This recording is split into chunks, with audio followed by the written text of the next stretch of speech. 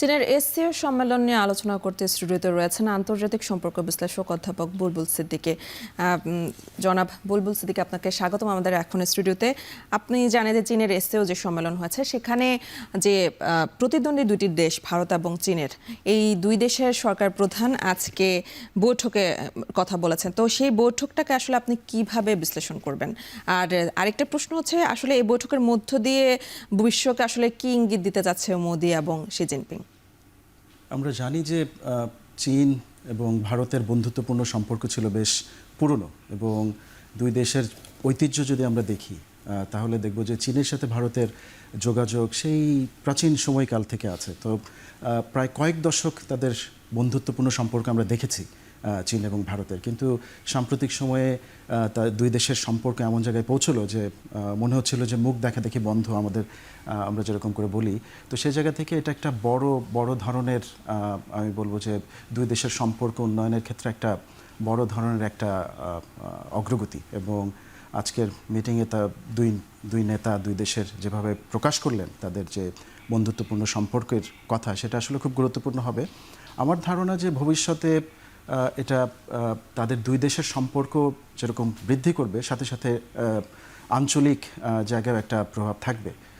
যেমন আপনি চীন এবং ভারতের যদি আমি বাজার ব্যবস্থার কথা চিন্তা করি, এই দুটো দেশই কিন্তু বিশ্বের বেশ ক্রমবর্ধমান অর্থনীতির দেশ।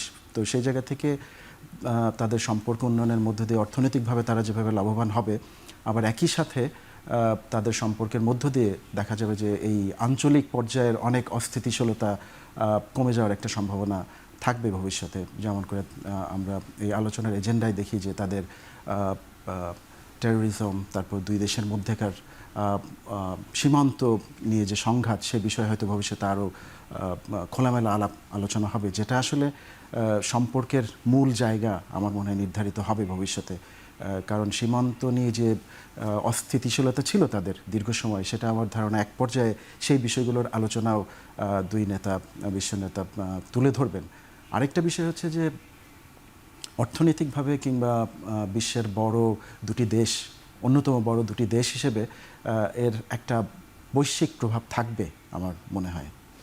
আপনার কাছে আরেকটি প্রশ্ন, সেটি হচ্ছে যে এই যে আপনি জানেন যে ভারতের উপর কিন্তু যুক্তরাষ্ট্র একটি শুল্ক আরোপ করা হয়েছে এবং অতিরিক্ত শুল্ক বলা যায়, তো সেই জায়গায় যদি চীনের সঙ্গে এখন হাত মেলায় মোদি, তো এটা আসলে আদৌ কি ভারত মার্কিন শুল্কের ধাক্কা সামলাতে পারবে? আপনার কি মনে হয়? এখানে এই সংকটের প্রধান একটা জায়গা ছিল হচ্ছে, আপনি যদি দেখেন যে রাশিয়া থেকে তেল আমদানি করা, ভারতের ক্রুড অয়েল যেটাকে আমরা বলি, তো সেটার কিন্তু একটা বড় ধরনের বাজার রয়েছে।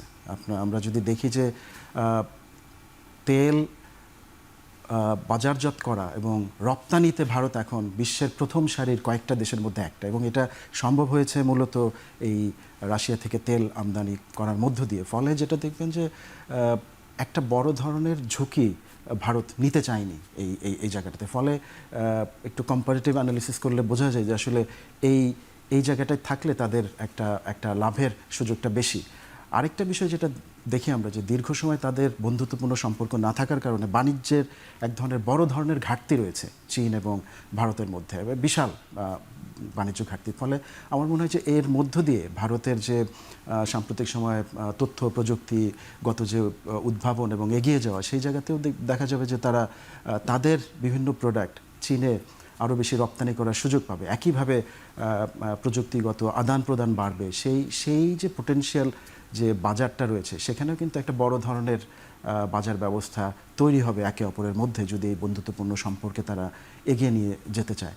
তো সেই দিক থেকে বিবেচনা করলে অর্থনৈতিকভাবে আমার মনে হয় না যে ঝুঁকির মধ্যে থাকবে, বরঞ্চ ভবিষ্যতের কথা চিন্তা করলে লাভবান হওয়ার সুযোগ রয়েছে। এবং এটা দেখে পরবর্তীতে যদি যুক্তরাষ্ট্র তাদের অর্থনৈতিক পরিবর্তন, এই নীতির পরিবর্তন করতে চায়, তখন হয়তো তাদের দর কষাকষির জায়গাটা আর একটু ভালো হবে। আর এখন যেহেতু আমরা দেখছি যে একটা বড় শক্তি হিসেবে চীন এবং রাশিয়া আসছে বৈশ্বিক পরিসরে, তো সেখানে ভারত যদি ধীরে ধীরে এর মধ্যে আসে, তাহলে হয়তো একটা প্রভাবশালী একটা বড় অ্যালাই আমরা দেখতে পাবো।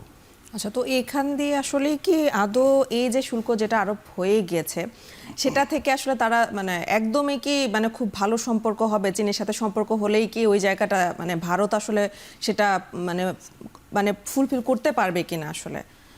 আপনি বলছেন যুক্তরাষ্ট্রের সাথে, হ্যাঁ। তো এটা স্বভাবতই যে এটা একটা দর কষাকষির জায়গা তৈরি করে দেবে। একটা সময় পর্যন্ত মনে হচ্ছিল যে ভারতের আসলে আর কিছু করার নাই, কিন্তু বিষয়টা যে সেরকম না। সেই জায়গায় একটা দর কষাকষির জায়গা তৈরি করে দিতে পারে। আর এখানে শুধু শুল্ক না, ভারত যদি চীনের সাথে একটা সুসম্পর্ক বজায় রাখে, আমরা জানি যে বেল্ট অ্যান্ড রোড ইনিশিয়েটিভের যে প্রকল্পগুলো, সেখানে ভারত যদি নীতিগতভাবে সিদ্ধান্ত নেয় সেটা খুবই কঠিন।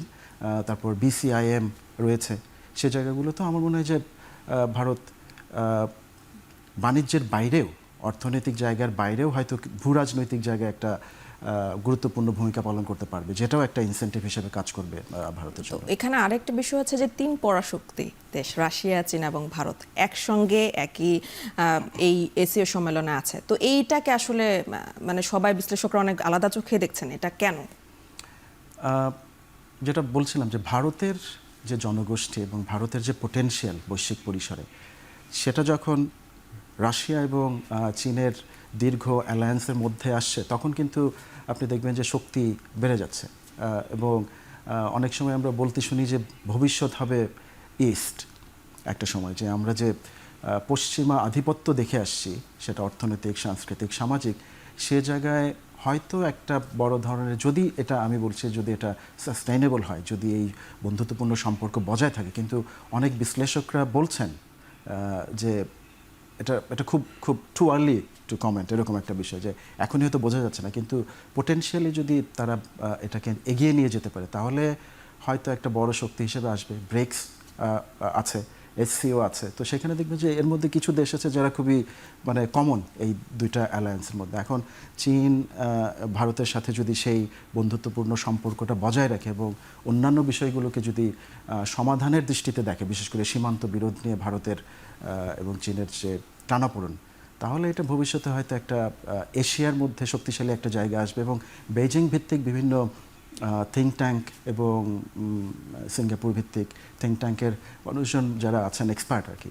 বিশ্লেষক, তারাও মনে করছেন এটার দীর্ঘমেয়াদী প্রভাব ভালো হতে পারে। যদি এখানে অনেক যদি কিন্তু এই বিষয়গুলো কাজ করছে, কিন্তু এটা সহজ না, খুব খুব সহজ সরল কাছে বলে আমরা আবারও আসবো ব্রিক্সের বিষয় যেটি বলেন সেটি নিয়ে কথা বলতে। মাঝখানে আমরা একটি প্রতিবেদন দেখে আসি।